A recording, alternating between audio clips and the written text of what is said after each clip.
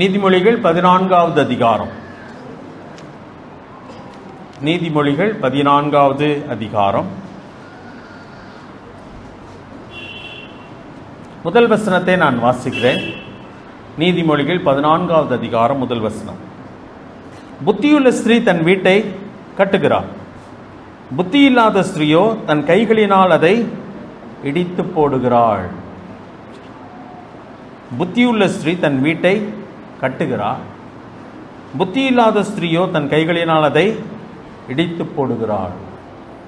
இதனால் இது பெண்களுக்கு மட்டும்தான் அப்படின்னு சொல்ல முடியாது. ஆனால் ஒரு குடும்பம் கட்டப்படுறது யாருனால தான்? பெண்கள் தான். பெண்ணுடைய அவசியம், பெண்ணுடைய முக்கியத்துவம் குடும்பத்திலே மிக மிக அவசியமானது. ஒரு பெண் சரியில்லைன்னு சொன்னால் அந்த வீடு சரியாய் கட்டப்பட முடியாது என்பது தெளிவான ஒரு காரியம். ஆண் அவசியமா? ஆண் அவசியம். அவனுடைய பங்கு உண்டா? ஆம், பங்கு உண்டு. ஆனால் பெண்ணின் பங்கு மிக மிக அவசியம். சரியா? புத்தியுள்ள ஸ்திரீ தன் வீட்டை கட்டுகிறார். அப்படின்னா புத்தியுள்ள ஸ்திரீ என்றால் என்ன என்றதை நம்ம கவனிச்சு ஆக வேண்டும். புத்தியுள்ள ஸ்திரீ. இதே 19வது அதிகாரத்துக்கு வரலாம். 19வது அதிகாரம் 14வது வசனத்தை நான் வாசிக்கிறேன். வீடும் ஆஸ்தியும் பிதாக்கள் வைக்கும் சுதந்திரம், புத்தியுள்ள மனைவியோ கர்த்தர் அருளும் ஈவு. இங்கேயும் சொல்லியிருக்கு. அதாவது நிறைய பொருள் கொண்டு வருகிற ஒரு பெண்ணோ அல்லது நன்றாய் படித்து சம்பாதிக்கக்கூடிய ஒரு பெண்ணோ அதை பற்றி இங்கே சொல்லவே இல்லை. புத்தியுள்ள பெண் இங்கே ஸ்திரீ சொல்லப்பட்டிருக்கு. அதனால அவள் கல்யாணம் கட்டினவளா கட்டாதவளான்ற சந்தேகப்பட வேண்டிய அவசியம் இல்லை. வீட்டை கட்டுகிற ஒரு பெண், திருமணமான ஒரு பெண் தான் என்பது அர்த்தம். இங்கே சொல்லும் பொழுது 19:14 சொல்லும் பொழுது ஆஸ்தி, வீடும் ஆஸ்தியும் பிதாக்கள் வைக்கும் சுதந்திரம். ஆனால் புத்தியுள்ள மனைவி யார் கொடுக்க முடியாதுன்னு சொல்றார்? பிதாக்கள் கொடுக்க முடியாது. அப்ப யார் தான் கொடுக்க வேண்டும்? கர்த்தர் அருளும் ஈவு. ஈவுனா என்ன? கிஃப்ட். It's a gift. ஆண்டவரிடத்திலிருந்து வருகிற ஒரு ஈவு.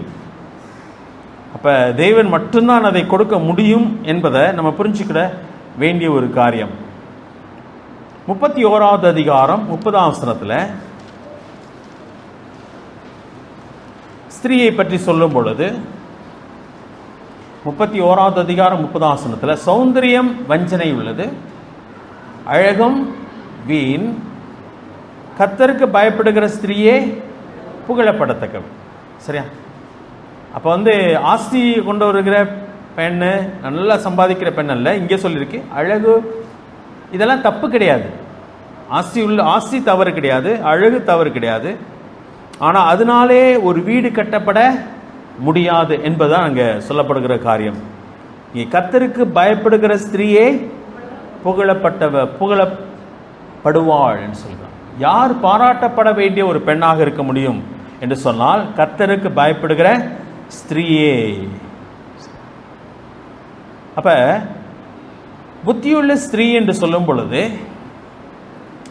இன்னொரு பகுதியை கூட வாசிக்கலாம். மத்தேயு 7வது அதிகாரத்தில் புத்தியுள்ள மனுஷன் சொல்லி அங்கே சொல்லியிருக்கு. யாரை புத்தியுள்ள மனுஷன் என்று சொல்லி அங்கே சொல்லி இருக்கிறது என்பதை நம்ம அந்த பகுதியில் கவனிக்க முடியும்.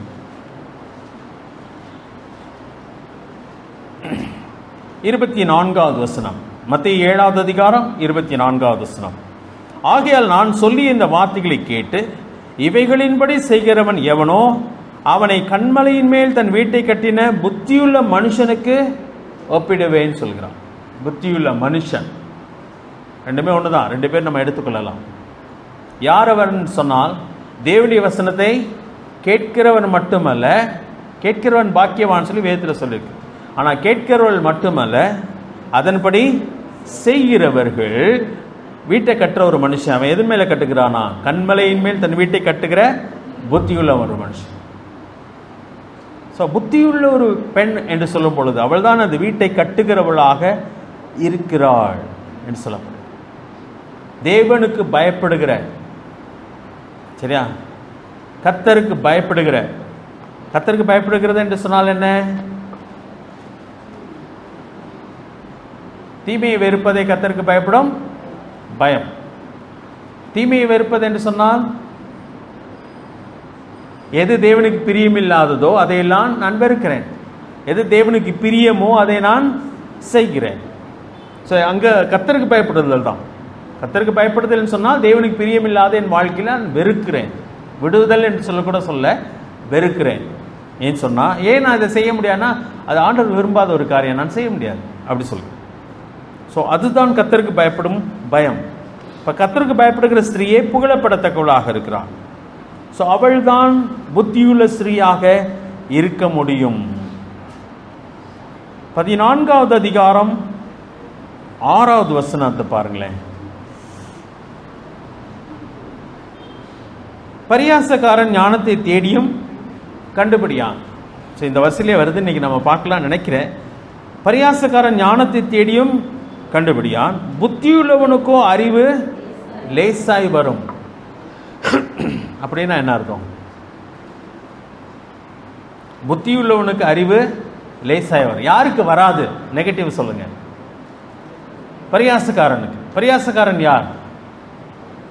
பரியாசக்காரன் உட்காரும் இடத்தில் உட்காராமலும் அப்படி சொல்லி. பரியாசக்காரன் யார்?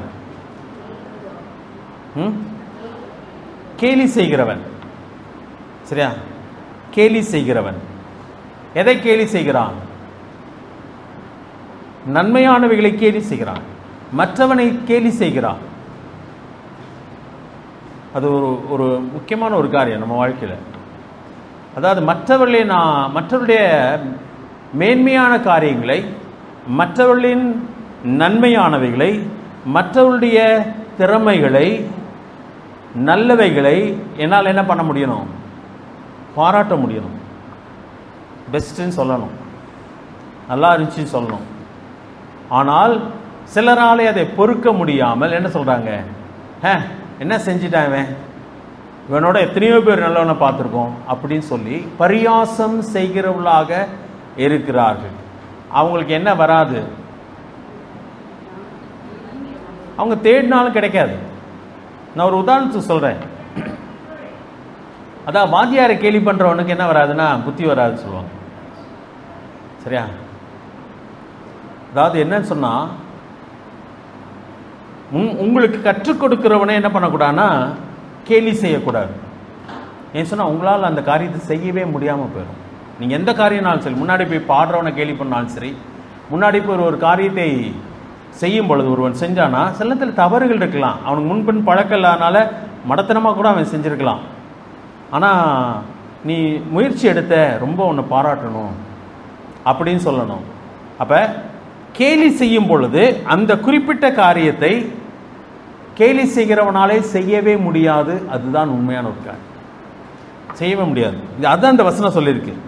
பரியாசக்காரன் ஞானத்தை தேடியும் கண்டுபிடியான், புத்தியுள்ளவனுக்கோ அறிவு லேசாய் வரும் அப்படி சொல்லிருக்கு.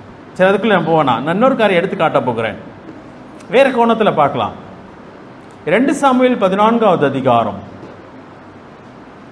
2 சாமுவேல் 14வது அதிகாரம் ஒரு சம்பவத்தை பார்க்கலாம். அது நம்ம புரிஞ்சுக்கிறதுக்கு நமக்கு பிரயோஜனமாக இருக்கும்.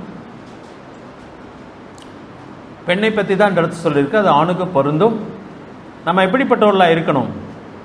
புத்தியுள்ள ஒரு பெண்ணாக, புத்தியுள்ள ஒரு ஆணாக, வீட்டை கட்டுகிறவர்களாக இருக்க வேண்டும். இடிக்கிறவர்களாக இருக்கவே கூடாது. இங்கே 14வது அதிகாரத்தில் 2வது வசனத்தில் வாசிக்கும் பொழுது, இது அப்சலோம் தாவீதோடு கூட சேர்ந்த சம்பவம். அப்சலோம் அவனுடைய சகோதரனை தன் சகோதரிக்காக கொலை செய்கிறான். அதனால் தாவீதை விட்டு தூரமாக போய் ஒளிஞ்சு வாழ்ந்துட்டு இருக்கிறான்.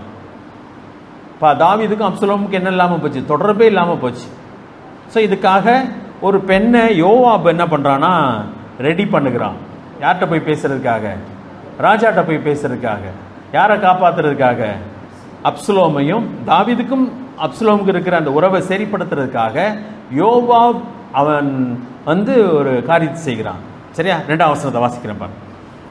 அவன்னா யோவாப் தெக்கோவாவில் இருக்கிற புத்தியுள்ள ஒரு ஸ்திரீயை அழைத்து, நீ இழவு கொண்டாடுகிறவளைப் போல துக்க வஸ்திரங்களை உடுத்தி கொண்டு எண்ணெய் பூசிக்கொள்ளாமல் இறந்து போனவனுக்காக நெடுநாள் துக்கிக்கிற ஸ்திரீயைப் போல காண்பித்து ராஜாவிடத்தில் போய் அவரை நோக்கி இன்னென்ன பிரகாரமாய் சொல் என்று அவள் சொல்ல வேண்டிய வார்த்தைகளை யோவாப் அவள் வாயில் போட்டால் அப்படியே அவள் போய் செய்கிறா.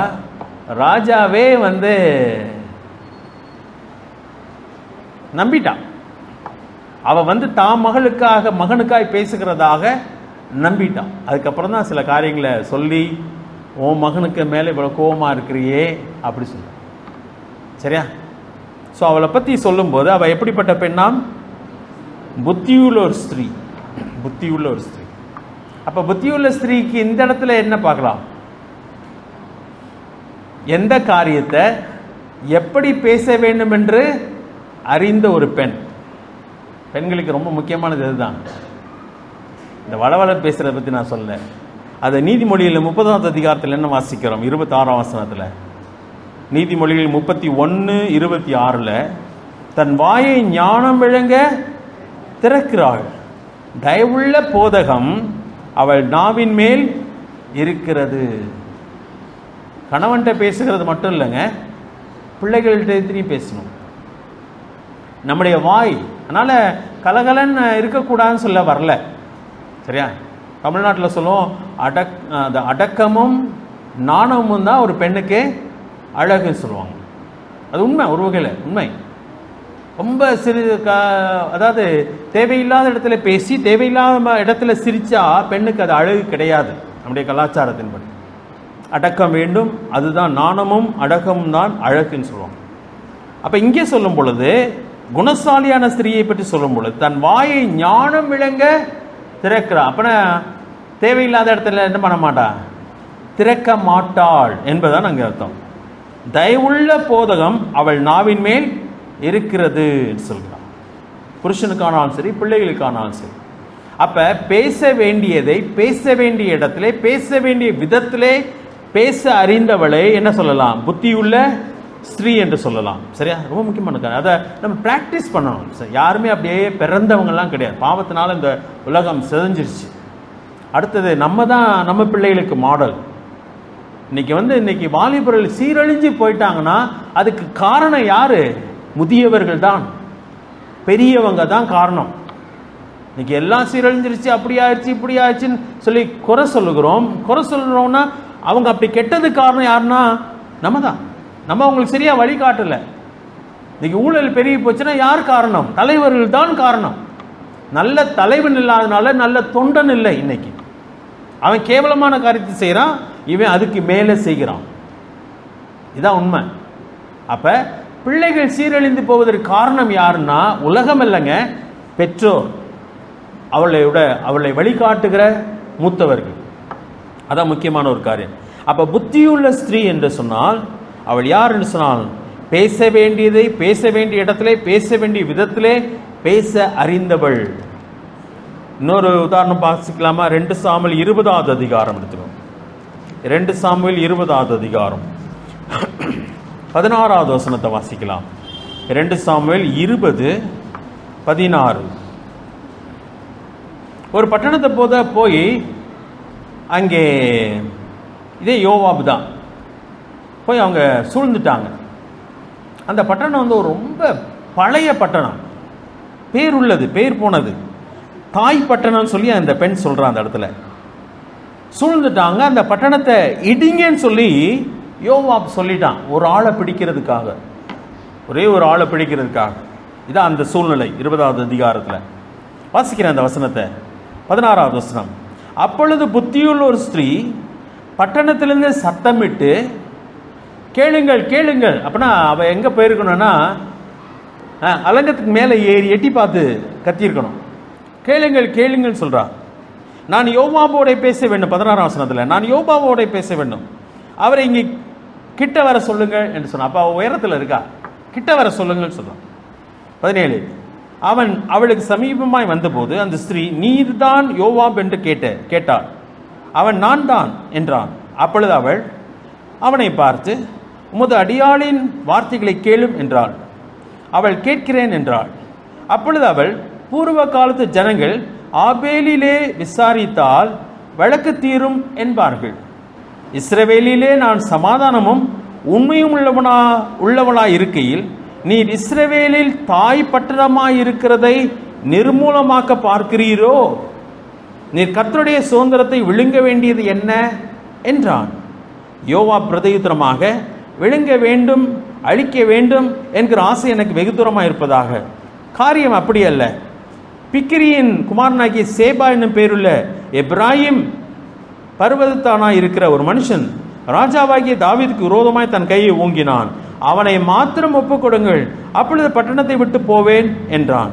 அப்பொழுது அந்த ஸ்திரீ யோவாபை பார்த்து, இதோ அவன் தலை மதில் மேலிருந்து உம்மிடத்தில் போடப்படும் என்று சொல்லி அவள் ஜனங்களிடத்தில் போய், எங்க நாம் ஊர் மக்கள்கிட்ட போய் புத்தியாய் பேசினாள். எப்படி பேசினான்னு சொல்லப்படல. அப்படி இருந்தால் இன்னும் இந்த அதிகாரம் இன்னும் கொஞ்சம் நீளமாக இருக்கும். சரியா? சொல்லப்படல. புத்தியாய் பேசி அவர்கள் பிரபுக்களில் பிக்கிரியின் குமாரனாகிய சேபாவின் தலையை வெட்டி யோவாபினிடத்திலே போட்டார்கள். அப்பொழுது அவன் எக்காலம் ஊதினான். அவரவர் பட்டணத்தை விட்டு கலைந்து தங்கள் கூடாரங்களுக்கு புறப்பட்டு போனார்கள். யோவாபும் ராஜாவிடத்துக்கு போகும்போது எருசலேமுக்கு திரும்பினான். சரியா? அந்த பட்டணம் என்ன பண்ணுச்சு? காக்கப்பட்டுச்சு. யாரால? ஆம்பளைங்களாம் எங்கே போனாங்கன்றோ தெரியல. நிச்சயம் ஆம்பளைங்க இருந்திருப்பாங்க. ஆனால் யாருக்கும் அந்த எட்டிக்காரத்தனம் வரவில்லை. ஆனால் அந்த ஒரு பெண் வேகமாக போய் எட்டி பார்த்து சத்தமாக கூப்பிட்டு எதை பேசணுமோ அதை பேசுகிறார். யார்கிட்ட பேசணுமோ அவரிடத்திலே பேசுகிறார். மக்கள்கிட்டையும் போய் புத்தியா பேசி இதை காப்பாத்திட்டா, ஊரையே காப்பாத்திட்டா. அந்த சொல்லும்போது அவ எப்படி சொல்றான்? தாய் பட்டணம். ஆக 18 சொல்லும்போது ஆபேலி விசாரித்தால் விளக்கு தீரும் என்பார்கள். முன்னாடி சொல்லப்பட்ட ஒரு காரியம் போல இருக்கிறது. அதெல்லாம் சொல்லி சொல்றான். அந்த இடத்துல 19 கடைசியில் பார்த்தீங்கன்னா, நீ கர்த்தருடைய சுதந்திரத்தை விழுங்க வேண்டியது என்ன என்றாள். நீ தப்பு செய்ய போற, நீ எதுக்கு அந்த தப்பு செய்யணும் அப்படி சொல்லி ரொம்ப ஞானமாய் பேசி ஊரையை காப்பாற்ற. அவளை பற்றி சொல்லுகிறது புத்தியுள்ள ஒரு பெண். அப்ப புத்தியுள்ள பெண் என்று சொன்னால் தன் வார்த்தைகளை ஞானமாய் பயன்படுத்து. சரியா? அப்ப அங்க அதான் சொல்லப்பட்டிருக்கிறது. நாவு எப்படிப்பட்டதுன்னு சொல்லி யாக்கோபு சொல்லுகிறார். பொல்லாதது, அது தீ என்று சொல்லுகிறார், நெருப்பு அப்படி சொல்லுகிறார். அப்ப வாயினாலேயே தான் ஒன்று கட்டப்படவும் முடியும், அழிக்கப்படவும் முடியும். அதை எவ்வளவு கவனமாக பயன்படுத்தணுமோ அவ்வளவு கவனமாக பயன்படுத்த முடியும். யாக்கோபு 3வது அதிகாரம் 2வது வசனத்தில் யாக்கோபு சொல்லும்போது ஒருவேளை அது ஆண்களுக்கு சொல்லப்பட்டது போல இருக்கிறது, அது பெண்களுக்கும் உரியது. நாம் எல்லாரும் அநேக விஷயங்களில் தவறுகிறோம். ஒருவன் சொல் தவறாதவன் ஆனால் அவன் பூரண புருஷனும் தன் சரீரம் முழுவதையும் கடிவாளத்தினால் அடக்கிக் கொள்ளக்கூடியவனுமாய் இருக்கிறான். பூரண புருஷன் யார்? நீ ஆம்பளைன்னா சொல்றா அப்படின்னா சரியா, எங்கேயோ போயிடாதீங்க. சரியா? என்ன அர்த்தம்? மீச வச்சவன், முரட்டா நிற்கிறவன் அவனா இல்லைங்க. வேதத்தின்படி தன் நாவை காக்கிறவன், தன் வார்த்தைகளை காக்கிறவன். சரி, ஒரே வார்த்தையினால உடைஞ்சு போன குடும்பங்கள் உண்டு. ஒரே வார்த்தையினால யுத்தங்களே வந்திருக்கிறது. அதான் கீழே சொல்லுகிறார் 6வது வசனம், நாவும் நெருப்பு தான், அது அநீதி நிறைந்த உலகம். நாவுன்னு சொன்னா இந்த நாக்க சொல்லல, அவர் எதுதான் சொல்றாரு? வார்த்தைகள். சரி, அநீதி நிறைந்த உலகம். நம்முடைய அவயவங்களில் நாவானது முழு சரீரத்தையும் கரைப்படுத்தி ஆயுள் சக்கரத்தை கொளுத்தி விடுகிறதாயும் இருக்கிறது, நரக அக்கினியினால் கொளுத்தப்படுகிறதுமாய் இருக்கிறது. அப்ப நாவு பேச தெரியணும். எதை பேச வேண்டுமோ அதை பேச வேண்டும். பேச வேண்டாததை என்ன பண்ண வேண்டியதில்லை, பேச வேண்டியது இல்லை என்று சொல்கிறோம். நீதிமொழிகள் 21வது அதிகாரம். ரொம்ப நேரம் பார்க்குறோம்ல இந்த வசனத்தை மட்டும், ரொம்ப முக்கியமான வசனம் நினைக்கிறேன். 21வது அதிகாரம் ரொம்ப முக்கியங்க. நம்ம எப்படிப்பட்டவர்களாக இருக்கணும்? ஒரு வீட்டை கட்டுகிறவர்களாக இருக்கணும், வீட்டை இடிக்கிறவர்களாக இருக்கக்கூடாது. அதாவது நம்ம இடிக்கிறோன்றதே சில நேரத்தில் நமக்கு தெரியறது இல்லை. ஆனால் சிதைஞ்சி போன பின்னாடி அதை மறுபடியும் நம்ம என்ன பண்ண முடியாது, உருவாக்கவே முடியாது. ரொம்ப அழகாக வேதம் சொல்லுது. இந்த 21வது அதிகாரத்தில் 9ஆம் வசனத்தை பாருங்க. யாரை பற்றி சொல்லியிருக்கிறது? சண்டைக்காரியோட ஒரு பெரிய வீட்டில் குடியிருப்பதை பார்க்கலாம், வீட்டின் மேல் ஒரு மூலையில் தங்கியிருப்பதே நலம். வாயை கட்டுப்பாடு இல்லாமல் பயன்படுத்துகிற மனிதர் சண்டைக்காரின்னு சொல்லி. சண்டைக்காரன் எங்கேயாவது வந்திருக்கா? கோச்சிக்கிறாங்க, அப்படி இல்லைன்னு நினைக்கிறேன். ரொம்ப முக்கியமான ஒரு காரியம். அதாவது ஒரு வீட்டினுடைய சமாதானமே என்ன பண்ண முடியும், கெட்டு போக முடியும். ஒரு வீடு செழித்து வளரவே முடியாமல் போக முடியும் பெண் கட்டுப்பாடை இழப்பாள் என்று சொன்னான். அங்கே 21 பார்த்தீங்கன்னா 19வது வசனத்தில், இப்போ நீங்கள் 21வது அதிகாரம் 19ஆம் வசனத்தில் அங்கேயே அதான் சொல்லப்பட்டிருக்குது. சண்டைக்காரியம் கோபக்காரியமான ஸ்திரீயுடன் குடியிருப்பதை பார்க்கலாம், வனாந்திரத்தில் குடியிருப்பதை இல்லை, அது ஓயாத ஒழுக்குன்னு வேற இன்னொரு வசனத்தில் நம்ம வாசிக்கும். ஓயாத ஒழுக்கு. நம்ம என்ன பேசுகிறோம், யாரோடு கூட பேசுகிறோம், அதனாலே வரப்போகிற விளைவு என்ன? அதாவது இது தண்ணியை தரையில் ஊற்றிட்டா அதை அள்ள முடியாது. அதே மாதிரி வார்த்தையை விட்டாச்சுன்னு என்ன பண்ண முடியாது, திருப்பி எடுக்க முடியாது. நமக்கு தெரியும். என்ன வடு ஆறாதுன்னு சொல்லி திருக்குறளில் சொல்றாரு, தீயினால் சுட்ட பொன் உள்ளாரும், ஆறாதே நாவினால் சுட்ட வடு. அது நிரந்தரமானது. அது ரொம்ப பயங்கரமாக இருக்கும். வார்த்தைகள் ரொம்ப ஜாக்கிரதையாக பயன்படுத்தப்பட வேண்டும். சரி, 14வது அதிகாரத்துக்கு வந்துடலாமா? 14வது அதிகாரம். புத்தியுள்ள ஸ்திரீ தன் வீட்டை கட்டுகிறாள்,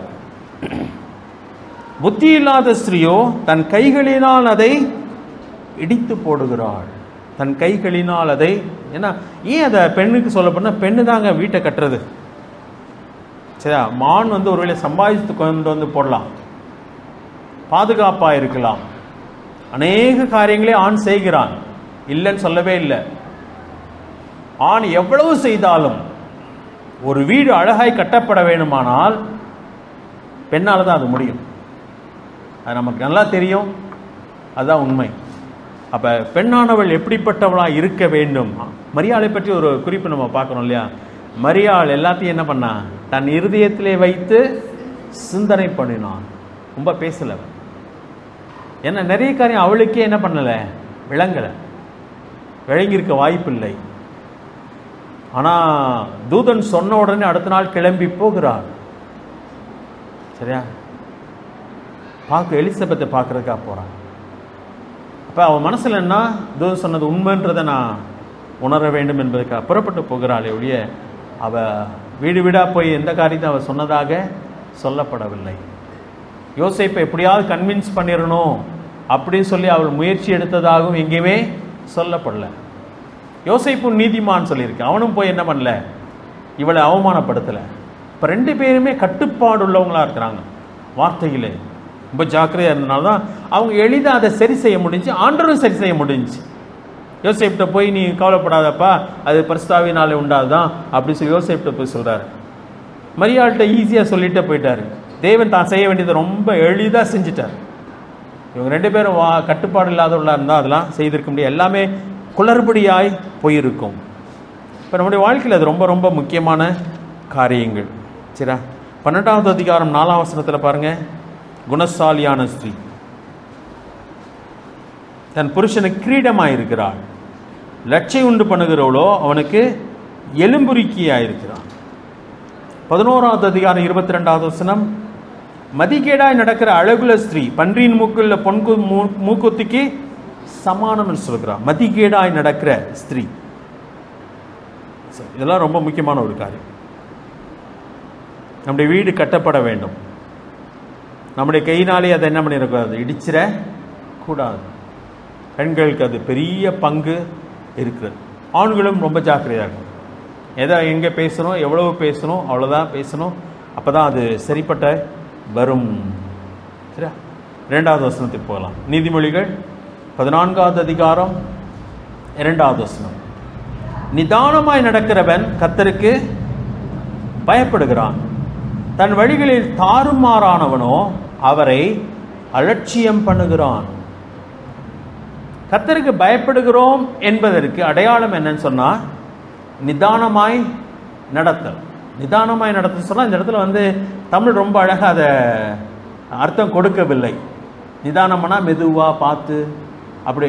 ஒருவேளை அது உண்மைதான். தாறுமாறா ஓடுகிறதுன்றது கட்டுப்பாடு இல்லாமல் ஓடுகிற ஒரு காரியம். ஆனால் நிதானமாயின்னு சொன்னால், எனக்கென்று ஒரு வழி உண்டு, என்னுடைய வழி ஆண்டருடைய வழி, வேதத்துக்கு முரணாக நான் போக முடியாது. யோசுவாட்ட சொல்லும், நீ வலது இடதுபுறம் விலகாதற்பாயாக, ஒரே ஒரு வழிதான். அப்போ நான் இப்படி செய்வேன்னா அப்படிதான் நான் செய்ய முடியும், மாற்றினால் செய்ய முடியாது. அப்போ அவன் எதை காட்டுகிறான்னு சொன்னால், கர்த்தருக்கு பயப்படுகிறான் என்பதை காட்டுகிறான். ஆனால் தன் வழிகளில் தாறுமாறானவனோ அவர் என்ன பண்ணுறான்? அலட்சியம் பண்ணுறான். ஆண்டவர் அலட்சியம் பண்ணான். நீர் என்ன சொல்ல, நான் என்ன கேட்க? எனக்கு இஷ்டமான வழி தான் நான் நடப்பேன், எனக்கு பிரியமானதான் நான் செய்வேன், எனக்கு ஆசைப்பட்டதான் நான் செய்வேன் அப்படின்னு சொல்லும் பொழுது தேவனை அலட்சியம் பண்ணுகிறான். அப்படின்னா எனக்கு தெரியும், நீங்கள் வாய் மூடிட்டு பேசாமல் இருங்க, அதுதான் அந்த இடத்துல காரியம். அது ரொம்ப அழகான ஒன்று அல்ல. 2வது அதிகாரம் 15ஆம் வசனத்தை வாசிக்கலாமா? 2வது அதிகாரம் 15வது வசனம், அதே நீதிமொழிகள். மாறுபாடான பாதைகளிலும் கோணலான வழிகளிலும் நடக்கிறவர்களுக்கு நீ தப்புவிக்கப்படுவாய் அப்படி சொல்றார். யார் அவர்கள் என்று சொன்னால், ஞானத்தை வா என்று கூப்பிடுகிற ஒரு மனுஷன், 3ஆம் வசனத்தில் வருகிறது. புத்தியை சத்தமிட்டு அழைக்கிற ஒரு மனுஷன், கர்த்தருக்கு பயப்படுகிற ஒரு மனுஷன், அவன் எப்படி இருக்கிறான் சொன்னா, மாறுபாடான பாதைகளில் கோணலான வழிகளில் நடக்கிறவர்களுக்கு நீ தப்புவிக்கப்படும். மாறுபாடான வழின்னு சொன்னா ஒரு வழி இல்லை, இப்படி நடப்பேன் அப்படி நடப்பேன், இதையும் செய்வேன் அதையும் செய்வேன், எனக்கு ஒன்றும் ரூல்ஸ்ன்றதே கிடையாது. இன்னைக்கு ஒரு சாரார் சொல்கிற காரியம் என்ன சொன்னால், பாவம் புண்ணியம் எல்லாம் எதுவுமே கிடையாதுங்க. பாவம் புண்ணியம்லாம் எதுவுமே கிடையாது, ஏன்னா மனசுக்கு எது சரின்னு படுதோ நான் அதை செய்வேன். சாலமோன் அதை சொல்லுகிறான்ல, என் கண்கள் இச்சித்தவைகளில் ஒன்றை அதற்கு நான் விளக்கவில்லைன்னு சொல்கிறேன். அதுதான் தாறுமாறான. எதெல்லாம் ஆசைப்படுகிறானோ அதையெல்லாம் அவன் செய்கிற ஒரு காரியம். அப்படி கிடையவே கிடையாதுங்க. தேவனுடைய பிள்ளைகள் அப்படி நடக்க முடியுமானா நடக்கவே முடியாது. எதை செய்வேன்னு சொன்னால், என் தேவனுக்கு எது புரியுமோ அதை தான் நான் செய்ய முடியும். யோசேப்பு தான் சொல்கிறா, என் தேவனுக்கு விரோதமாய் நான் இத்தனை பெரிய பொல்லாப்பை செய்வது எப்படியெல்லாம் செய்ய முடியும்? அவரை நான் காயப்படுத்த முடியாதுன்னு சொல்கிறார். அதான் ஒரே வழியில் நடக்கிற ஒரு காரியம். 1 ராஜாக்கள் 18வது அதிகாரம், 1 ராஜாக்கள் 18வது அதிகாரம் 21வது வசனத்தை வாசிக்கலாம். இஸ்ரவேல் ஜனங்கள், எலியா அவங்க இஸ்ரவேலின் தேவனை விட்டு பாகாலை கும்பிட ஆரம்பிச்சிட்டாங்க. அப்ப எலியா அவர்களை சாடுகிறான். எப்படி சொல்லுகிறான் என்பதை பாருங்கள். 18வது வசனம், 1 ராஜாக்கள் 18வது அதிகாரம் 21வது வசனம். அப்பொழுது எலியா சகல ஜனத்தண்டைக்கும் வந்து, நீங்கள் எந்த மட்டும் 2 நினைவுகளால் குந்தி நடப்பீர்கள்? கர்த்தர் தெய்வமானால் அவரை பின்பற்றுங்கள், பாகால் தெய்வமானால் அவனை பின்பற்றுங்கள் என்றான். ஜனங்களுக்கு பிரதியுத்தரமாக அவனுக்கு ஒன்றும் சொல்லலை. ஏன்னா அவங்க எத்தனை வழியில் நடந்துட்டு இருக்காங்க. கர்த்தரையும் கும்பிடுவாங்க, பாகாலையும் கும்பிடுவாங்க. பாகால் எது கும்பிடுறாங்க? ராஜாவை பிரியப்படுத்துறதுக்கா, ராணியை பிரியப்படுத்துறதுக்காக கும்பிடுறாங்க. எல்லாரும் கும்பிடுறாங்க, நாங்களும் கும்பிடுறோம். கர்த்தரை எது கும்பிடுறாங்க? அதுதான் எங்களுடைய தேவன் சொல்லுவாங்க. அப்போ அவங்களுக்குன்னு ஒரு வழி இல்லாமல் போய்விட்டது. 2 நினைவுகளால் குந்தி நடக்கிற காரியம். ஆண்டவருக்கு பிரியமா வாழவும் ஆசை, ஃப்ரெண்ட்ஸை பிரியப்படுத்தவும் ஆசை, தேவனுடைய பிள்ளையா வாழவும் ஆசை, வெளியே போனால் உலகத்தை பிரியப்படுத்த ஆசை. ஆண்டவர் சொல்லிட்டார், 2 எஜமான் ஊழியம் செய்கிற ஒருவனாலும் கூடாது. உலக சிநேகம் தேவனுக்கு விரோதமான பகை என்று சொல்லிட்டார். ஸோ ஒரு வழி தான் உண்டு. 1 சாமுவேல் 15வது அதிகாரம், 1 சாமுவேல் 15வது, இதெல்லாம் சம்பவங்கள்லாம் நமக்கு தெரிந்து தான் நான் இந்த சூழ்நிலை நம்ம எடுத்து வாசிக்க வேண்டும். 1 சாமுவேல் 15வது அதிகாரம் 22வது வசனம். இது சவுலுடைய வாழ்க்கை. 23ஆம் வசனம் வச்சுக்கோங்க. இரண்டகம் பண்ணுதல் பில்லி சூனிய பாவத்திற்கும், முரட்டாட்டம் பண்ணுதல் அவபக்திக்கும் விக்கிரக ஆராதனைக்கும் சரியா இருக்கிறது. நீர் கர்த்தருடைய வார்த்தையை புறக்கணித்தபடினால் அவர் உம்மை ராஜாவாய் இராதபடிக்கு புறக்கணித்து தள்ளினார். இரண்டகம் பண்ணுதல், ஒன்ன சொன்னா இன்னொன்னு செய்யறது. ஆண்டவர் விருப்பப்பட்டதையும் பாதியை செஞ்சாச்சு, அதுக்கப்புறம் தனக்கு விருப்பமானதை பாதியை செய்கிற ஒரு பழக்கம் அது கிடையாதுங்க. நமக்கு இருக்கிறது ஒரே ஒரு பாதை தான், அந்த பாதையிலே நடக்க வேண்டும். அப்ப இந்த வசனத்துக்கு வரலாம். 14வது அதிகாரம் நீதிமொழி 14:2. நிதானமாய் நடக்கிறவன், நிதானமாய் நடக்கிறன்னா வழி எதுன்னு பார்த்து நடக்கிறவன். இதை நான் செய்யலாமா செய்யக்கூடாது, அது கடவுளுக்கு பிரியமா பிரியம் இல்லையா, வேதம் என்ன சொல்லுகிறது என்பதை பார்த்து நிதானமாய் நடக்கிறவன் கர்த்தருக்கு பயப்படுகிறான். அப்படி நடக்காதவன் கர்த்தரை அலட்சியம் பண்ணுகிறான். வழிகளில் தாறுமாறானவனோ அவரை அலட்சியம் பண்ணுகிறான். 3வது அதிகாரம் 32வது வசனம். அதே நீதிமொழியில் 3வது அதிகாரம் 32வது வசனம். மாறுபாடுள்ளவன் கர்த்தருக்கு அருவருப்பானவன், நீதிமான்களோட அவருடைய ரகசியம் இருக்கிறது. மாறுபாடுள்ளவன் கர்த்தருக்கு அருவருப்பானவன் சொல்லப்பட்டது. 10வது அதிகாரம் 9வது வசனம். 10வது அதிகாரம் 9வது வசனம். உத்தமமாய் நடக்கிறவன் பத்திரமாய் நடக்கிறான், கோணலான வழிகளில் நடக்கிறவனோ கண்டுபிடிக்கப்படுவான். கோணலான வழிகளில் நடக்கிறவன் கண்டுபிடிக்கப்படுவான். அதாவது ஒரு இடத்துல உண்மையா இருக்கணும். ஒரு கம்பெனியில் வேலை பார்த்துக்கிட்டு இன்னொரு கம்பெனிக்காக வேலை பார்க்க கூட, ஒரு கம்பெனியில் சம்பளம் வாங்கிட்டு இன்னொரு கம்பெனிக்காக வேலை பார்க்கணும்,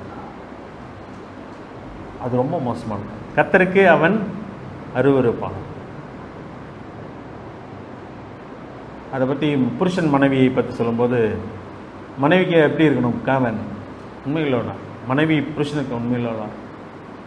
சபை, கர்த்தர் நம்மளை இந்த சபையில் வச்சுருந்தாருன்னா எந்த சபைக்கு தான் உண்மையாக இருக்கணும்? சபைக்கு உண்மையாக இருக்கணும். அதான் தெய்வம் எதிர்பார்க்கலாம். பல கஷ்டங்கள் இருக்கலாம். ஏன் புருஷன் மனைவியமாய் ஒரு குடும்பமாக இருக்கும்போது அதில் 1000 கஷ்டங்கள் இருக்குது. நான் எதிர்பார்த்தபடி மனைவி இல்லை, மனைவி எதிர்பார்க்கிறபடி புருஷன் இல்லை, ஆனால் அங்கே உத்தமமாக இருந்து தான் ஆகும். சொன்னால் தேவன் அதை குடும்பம் ஆக்கிட்டார். அப்போ அதில் தொடர்ந்து ஓட வேண்டும். எனக்கு இப்படி இருக்குது, நான் என்ன பண்ணுறது, நான் இஷ்டப்படி தான் செய்வேன் அப்படின்னா கர்த்தருக்கு அருவருப்பானவன். அதே போல் தேவன் இந்த சபையில் வைத்திருக்கும் பொழுது, சபை வந்து யார்? பரிசுத்தவான்களின் கூட்டமா பாவிகளின் கூட்டமா? கழுவப்பட்ட பாவிகள். சரியா? இன்றைக்கு குறைவுள்ளவர்கள் தான் குடும்பம். அப்படி தான் குறைவுள்ள மனிதர்கள் தான் சேர்ந்து தான் குடும்பம். அது இன்னைக்கு இருக்கிற சூழ்நிலைகளை பார்க்கும் பொழுது நம்மளை எது பாதிக்குது?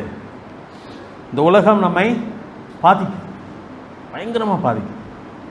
இப்போ குறைவுள்ளவர்கள் தான். அப்போ என்ன பிரச்சனை இருக்குமா இருக்காதா? எல்லா இடத்துலையும் இருக்குதான் சார். ஆனால் தேவன் என்னை இந்த சபையில் வைத்திருப்பாரானால் இந்த சபைக்கு நம்ம எப்படி இருக்கணும்? நம்ம செய்ய வேண்டிய கடமைகளை நான் செய்வேன். அதில் ரொம்ப ஜாக்கிரதையாக இருக்கணும். அப்படி இல்லைன்னு சொன்னால் அது யாரை பாதிக்கும்னா, சபையை பாதிப்பதை விட அந்த உண்மையற்ற மனிதனை அதிகமாய் பாதிக்கும். அதுதான் நான் சொல்ல வருகிறேன். சபைக்காக நான் பேசுகிறேன் நினைக்காதீங்க. சரியா? தேவன் அதை வெறுக்கிறார். அதை அவர் விரும்புகிறதே இல்லை. அதுதான் இங்கே சொல்லுகிறது. அது அவர் என்ன பண்ணுகிறார்?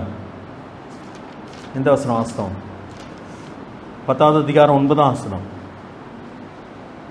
உத்தமமாய் நடக்கிறவன் பத்திரமாய் நடக்கிறான். அப்போ உத்தமமாக நடக்கிறது யாருக்கு லாபம்? யாருக்கு லாபம்?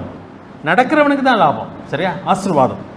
ஆனால் கோணலான வழிகளில் நடக்கிறவனோ கண்டுபிடிக்கப்படுவான். சரியா? 3வது அதிகாரத்தில் தான் வாசனம். சரி, 28வது அதிகாரம் 6ஆம் வசனம். அங்கே என்ன சொல்லியிருக்குன்னு பார்க்கலாம். 28வது அதிகாரம் 6வது வசனம். இரு வழிகளில் நடக்கிற திரியாவரக்காரன் ஐஸ்வர்யவானாய் இருந்தாலும் நேர்மையாய் நடக்கிற தரித்திரன் அவனிலும் வாசி, மேலானவன், பாராட்டப்பட வேண்டியவன், புகழப்பட வேண்டியவன். இருவழியில் நடக்கிற திரியாவரக்காரன், பர்வர்ஸ் தான், அதாவது கேடுகட்டவன். இருவழியில் நடக்கிற திரியாவரக்காரன். ஸோ அது ரொம்ப முக்கியமான ஒரு காரியம்.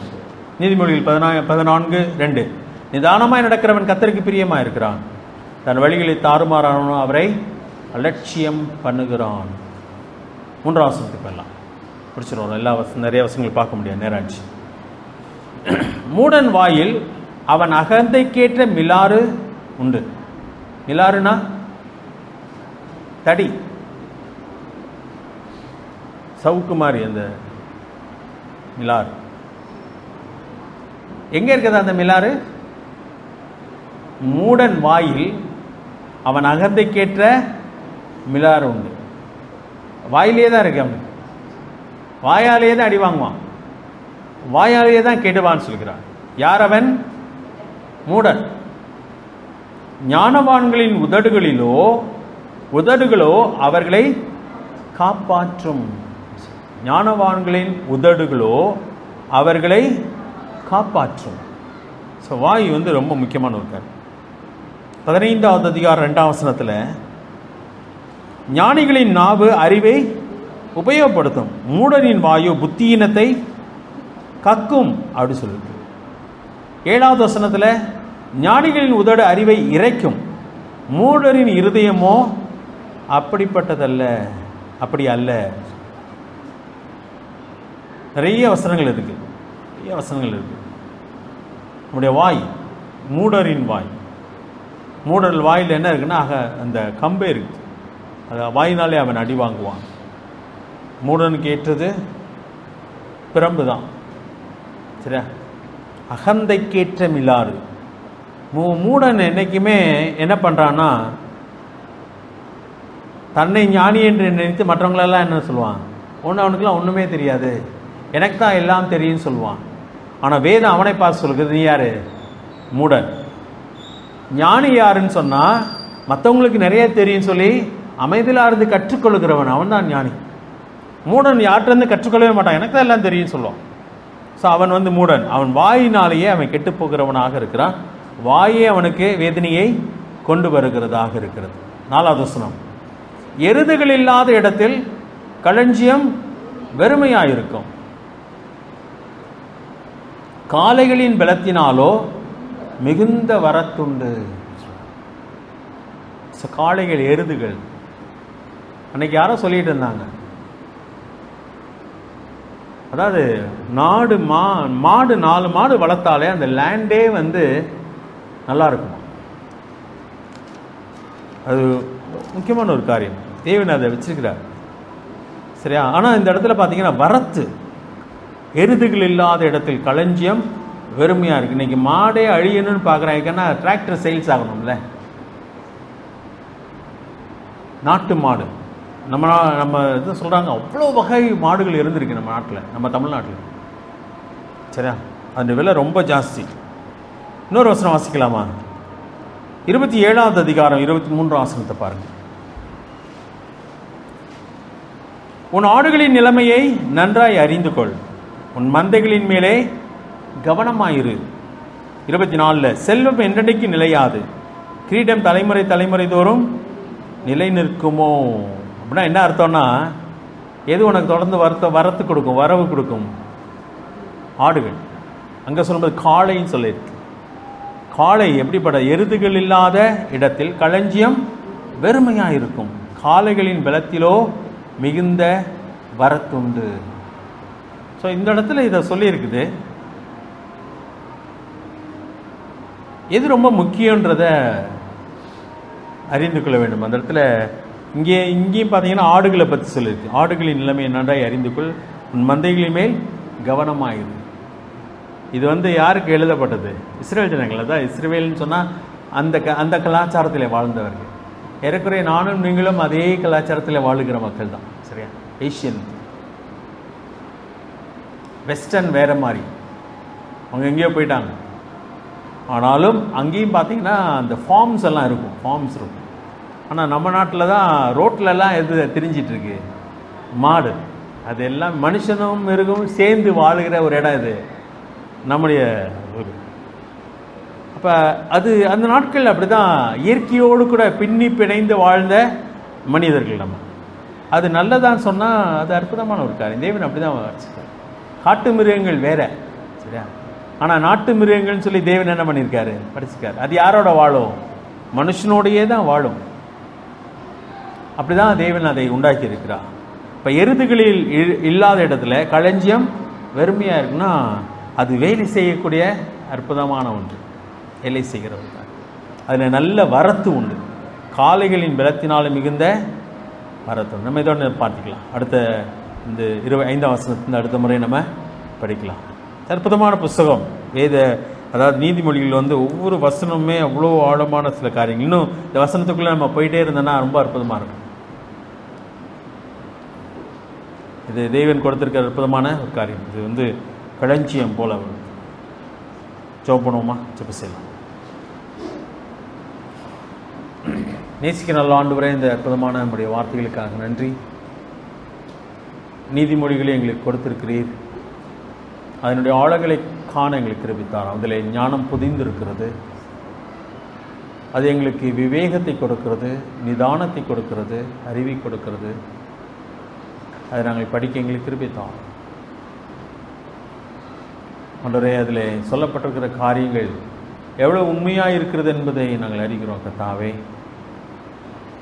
நாங்கள் எப்படிப்பட்டவர்களாக இருக்கிறோம் என்று சொல்லி சோதித்து பார்க்க கிருபித்தார்.